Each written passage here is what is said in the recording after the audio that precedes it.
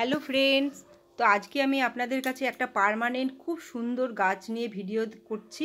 তো আপনারা এই ভিডিওটা দেখলে অনেকেই খুব উপকৃত হবেন এবং আপনাদের যাদের কাছে এই গাছটা নেই তারা হয়তো আনবার জন্য একটুখানি মন চাইবে, আপনাদের ইচ্ছে হবে যে এই গাছটা বাড়িতে লাগায়। যে গাছটা এতটাই সুন্দর হয় দেখতে, আর এর যে ফুলগুলোও খুব সুন্দর হয়। তো প্রথমে দেখুন গাছটার গাছটা কীরকম দেখতে হয় সেটা দেখুন। এই যে গাছটা দেখছেন এটা আপনারা পাতাবাহার হিসেবেও ব্যবহার করতে পারেন, যে যারা হ্যাঙ্গিংয়ে পাতাবাহার নানা রকমের লাগাই আমরা, যে সেটা হিসেবেও ব্যবহার করতে পারি। আবার এটাকে একটা ফুলের গাছ হিসেবেও ব্যবহার করতে পারি। দেখুন এই যে গাছটা যে আমি লাগিয়েছি, এই টবগুলো কিন্তু ভালো করে দেখা যাবে না, এরপরে পুরো ভরে যাবে। একটা দেখুন একটু ভরেও গেছে, যেহেতু ওটা একটু ছোটো টবে বসানো আছে। আর যেরকম ইচ্ছে টবে আপনারা কিন্তু এই বেবি সানরোজ গাছ লাগাতে পারেন। এই গাছগুলো এতটাই ভালো, হ্যাঙ্গিং বাস্কেটে ভালো লাগবে, ছড়ানো টবে দিন, ছড়ানো টবেও খুব সুন্দর লাগে। 8 ইঞ্চি 4 ইঞ্চি যে কোনো ইঞ্চিতেই বসান, খুব ভালো হবে।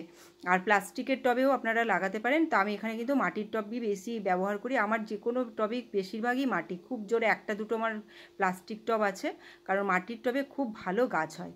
এবার দেখুন কাছ থেকে আমি দেখাচ্ছি কত সুন্দর সুন্দর এদের ফুলগুলো, দেখুন কতটা সুন্দর ফুলগুলো। দেখুন আস্তে কুড়িগুলো হচ্ছে, এখন যেই রোদটা উঠবে সঙ্গে সঙ্গে কী হবে, এর ফুলটা ফুটে যাবে। এই ফুলগুলো এরকমই এই জন্য এদেরকে বেবি সানরোজ বলা হয়। এগুলোকে কী করতে হবে, একটু রোজের মতো যেহেতু, তাই জন্য বেবি সানরোজ বলা হয়।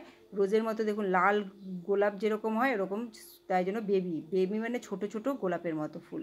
তো এগুলো কী হবে, রোদে খুব ভালো ফোটে। আর এই গাছগুলোকেও আপনাকে রোদে রাখতে হবে, ছাওয়াতে দিলে হবে না। যেহেতু শীতকালে কিন্তু এরা ফোটে না, কারণ যেই শীতটা চলে যাবে সঙ্গে সঙ্গে বেবি সানরোজ ফুল গাছ যেরকম গ্রোথ নেবে সেমনি কিন্তু ফুলটাও ফোটা শুরু হয়ে যায়। এবার দেখাচ্ছি দেখুন এর পাতার ওপরগুলো, এই পাতার ওখান থেকে তো কুড়ি আসে, প্রত্যেকটা এর গুচ্ছর ওপর থেকে কী হবে, কুড়ি আসবে। কিন্তু এর ওই যে ওপরের গড়নটা দেখুন কত সুন্দর, ওইটাকে একটা ফুলের মতো সবুজ ফুল লাগছে দেখুন, একদম ফুলের গড়নে এরা তৈরি হয়ে যাবে। তার মাঝখান থেকে লাল বেরিয়ে আসবে। কতটা সুন্দর হয় গাছগুলো দেখতে। এই সময় আপনারা কিন্তু যাদের রিপোর্টিং করার ইচ্ছে রিপোর্টিং করতে পারেন, যারা হার্ডপুনিং করার ইচ্ছে হার্ডপুনিং করতে পারে। এবার এদের দেখিয়ে দিচ্ছি এদের পাতাগুলো কীরকম থাকে। এই দেখুন পাতাগুলো হচ্ছে সাকুলেন্ট টাইপ, এদের ভেতরে জল থাকে, তাই বেবি সানরোজ গাছে বেশি জল না দিলেও কিন্তু এরা মরে যায় না। পাতাগুলো হয়তো হলুদ হয়ে যাবে কিন্তু মরে যাবে না কখনো, এর শিকড়টা সব সময় বেঁচে থাকবে। যাও আপনি কোনো পরিচর্যা না করলেও কিন্তু শিকড়টা থেকে যায়, কিন্তু পরিচর্যা করলে গাছটা এত সুন্দর দেখতে হবে। তা আমরা কি করি, সবসময় এর পরিচর্যার মধ্যে রাখি। এই যে দেখছেন একটু হলুদ হলুদ ব্রাঞ্চগুলো বেরিয়ে যায়, এগুলো হচ্ছে আমাদের পুরনো ব্রাঞ্চ। এগুলোকে কি করব, আমরা কেটে বাদ দিয়ে দেবো। যেগুলো যেগুলো হলুদ হলুদ হয়ে গেছে, দেখুন পাতার মাঝখানে ডালের ব্রাঞ্চের মাঝখানে কোনো পাতা নেই, তখনই বুঝে নেবেন এগুলো পুরো পুরনো ডাল, এগুলোকে কেটে বাদ দিয়ে দিতে হবে। আর এখন তো এতদিন তো এগুলো সব ডরমেন্সিতে ছিল, তাই জন্য কি হয়েছে, এখন আগাছাও এর মধ্যে গাছের ভেতরে জন্মে গেছে। তো আগাছা তো আমরা যেহেতু অনেক মাঝে মাঝে আমরা গাছের মধ্যে সার দিই, তাই জন্য আগাছা তো বেরোবেই। তো আগাছা বেরোলে কোনো ক্ষতি নেই, আগাছাগুলোকে আমি কি করছি, টেনে আগে পরিষ্কার করে নিচ্ছি। বেশি কটা হয়নি, এই গাছগুলো অনেক গাছের মধ্যে দেখছি হয়ে যায়। তো হলুদ হলুদ আবার ফুলও হয় এই গাছগুলোর। তো দেখুন এই গাছটাতে এতটা ছিল, আর এখানে কটা হয়েছে, এদের হলুদ ফুলও হয়েছে। তো এগুলোকে কি করব, আগে আগাছাগুলোকে পরিষ্কার করে নেব। নিয়ে এবার আমি যেটা বললাম, আপনারা রুটটা ভালো করে লক্ষ্য রাখবেন। যদি রুট বাউন্ড হয়ে যায় অবশ্য করেই আপনাদের রিপোর্টিং করে নিতে হবে এই সময়। আর গাছের গ্রোথ দেখলেই বুঝতে পারছেন, নতুন নতুন সব পাতা বেরিয়েছে, সবুজ একদম একদম সবুজ, যে চকচকে পাতাগুলো সেগুলো হচ্ছে সব নতুন গ্রোথ নিয়েছে। আর এখানে দেখতে পাচ্ছেন যে পাতাগুলো ব্রাঞ্চের মধ্যে কোনো পাতা নেই, সেগুলো হচ্ছে সব পুরনো, এগুলোতে আর নতুন করে পাতা হবে না, এগুলো এরকমই ব্রাঞ্চগুলো এরকম ফাঁকা ফাঁকা থাকবে। তাই আমি কি করব, এগুলোকে কেটে বাদ দিয়ে দেবো। এরকম ব্রাঞ্চ গাছে রাখলে কী হবে বলুন তো, গাছের সৌন্দর্যটা খারাপ লাগবে। তাই জন্য এগুলোকে বাদ দিয়ে দিন, কারণ আপনার তো গ্রোথ হচ্ছেই গাছে, দেখুন কতটা বাদ দিয়ে দিলাম। এগুলো যদি ভেতর থেকে বাদ দিয়ে দেন না, কোনো অসুবিধা হবে না, বরঞ্চ গাছটাকে চেহারাটা আরও ভালো হবে। আর যেখান থেকে কাটছেন সেখান থেকে নতুন ব্রাঞ্চ বেরোবে, এটাই হবে ভালো, কেটে ফেললেই ভালো হবে। তো এক হাতে ক্যামেরা যেহেতু, তাই জন্য এক হাতে দিয়ে কাটছি, তাই জন্য একটুখানি অসুবিধা হচ্ছে। তো তাও আমি কাটার চেষ্টা করছি। বেশি কটা ব্রাঞ্চ আমার খারাপ হয়নি, অল্প কটাই ব্রাঞ্চ পুরনো আছে, সে কটাই আমি কেটে ফেলবো। গাছের দেখুন দু রকমের কালার পাতা দেখাই যাচ্ছে, এখানেই বোঝা যাচ্ছে কোনটা নতুন পাতা আর কোনটা পুরনো পাতা। এই দেখুন আমি হাত দিয়েও টেনে ফেলতে পারছি, খুব নরম হয়ে গেছে, কোনো অসুবিধে নেই। আপনারা বেবি সানরোজ প্রত্যেকে বাড়িতে লাগান, খুব ভালো। একবার বাড়িতে নিয়ে চলে এলে আর কিন্তু কোনো অসুবিধে নেই, মানে আপনার বছর বছর এই গাছ হয়ে থাকবে।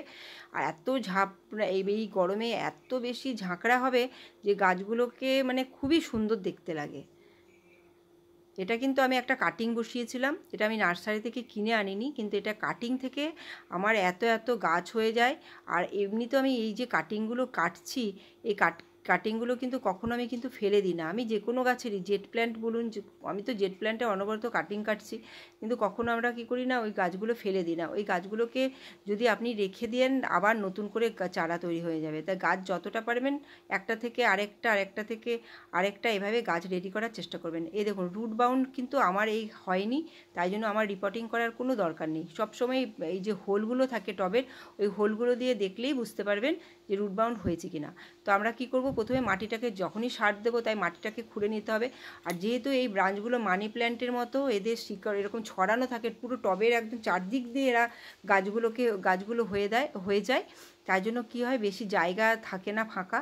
তো যতটুকু জায়গা আছে আমি ততটুকু জায়গার মধ্যেই কী করছি, মাটিটা খুঁড়ে নিচ্ছি। আর এই দেখুন যে ব্রাঞ্চগুলো কেটেছি, সেই এই ব্রাঞ্চগুলো কী করবেন, সুন্দর করে খালি ওপরের মাথার দিকটাতে আপনারা গাছ লাগিয়ে দেবেন মাটিতে, খুব সুন্দর করে নতুন করে গাছ হয়ে যাবে। এবার আমি কী সার দিচ্ছি দেখুন, মাটিটাকে খুঁড়ে নিয়েছি খুব ভালো।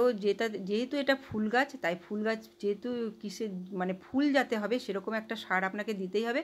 প্রথমে আমি দিয়েছি একটু চা পাতা, তারপরে হচ্ছে শুকনো সর্ষের খোল। অনেকেই জিজ্ঞাসা করছেন এটা কিসের খোল, আমি কিন্তু বলে দিচ্ছি এটা শুকনো সর্ষের খোল। শুকনো একদম দিচ্ছি আমরা, ভিজিয়ে দিচ্ছি না, লিকুইডটা দিচ্ছি না, শুকনো করে দিচ্ছি। এটা কী হবে, আস্তে আস্তে চা পাতাটাও তো আস্তে আস্তে মাটির সাথে মিশবে, তাই জন্য শুকনো মানে খোলটাকে আমরা শুকনো দিচ্ছি। যেহেতু দুটো একসাথে, তবে মাটির সাথে কী হবে, মিশে যাবে। এইভাবে আপনারা দিয়ে দিন, প্রায় 1 চামচ মতো দিয়ে দেবেন গাছে, ছোটো টবের মধ্যে। এটাতেই দেখবেন পরে অনেক ফুল ফুটবে আর নতুন করে ব্রাঞ্চ ছাড়বে। এটা হচ্ছে বেবি সানরোজ গাছের এই গরমে প্রাথমিকে এই পরিচর্যাটা আপনারা অবশ্য করে করুন। আর ভিডিওগুলো দেখবেন, ভিডিওগুলো যদি ভালো লাগে লাইক শেয়ার সাবস্ক্রাইব করবেন। দেখতেই পাচ্ছেন আমি কত ধরনের গাছের মানে আপনাদেরকে ভিডিও করে দেখাচ্ছি। আর গাছগুলোর চেহারা দেখলেও বুঝতে পারছেন কতটা ভালো আমার গাছগুলো। এবার কি করছি, আমি জল দিয়ে দিচ্ছি। দেখুন আমাদের এখানে এবারে রোদ উঠে গেছে, রোদের আগেই আমরা কিন্তু সব কাজগুলো করে নিই সকালবেলার দিকে। তারপরে রোদ উঠে যায়, তারপরে আমরা কি করি, মানে তখন অন্য কাজ করি। যেহেতু বাগানে এখন গরম পড়ে গেছে, তাই একটু তাড়াতাড়ি কাজগুলো আমরা সেরে নিই। আর রোদেই এই ফুলটা ফুটবে। জল দেওয়ার পর পুরো পরিচর্যাটা আমার হয়ে গেল। এবার দেখুন ফুলগুলো ফুটে গেছে, কতটা সুন্দর লাগছে দেখতেই পাচ্ছেন। এরকম আপনারা টব ভর্তি ভর্তি করে এরকম আপনারা বেবি সানরোজ গাছ লাগান, দেখবেন কতটা ভালো লাগে। তো আমি এখানে ভিডিওটা শেষ করছি। Bye bye, take care.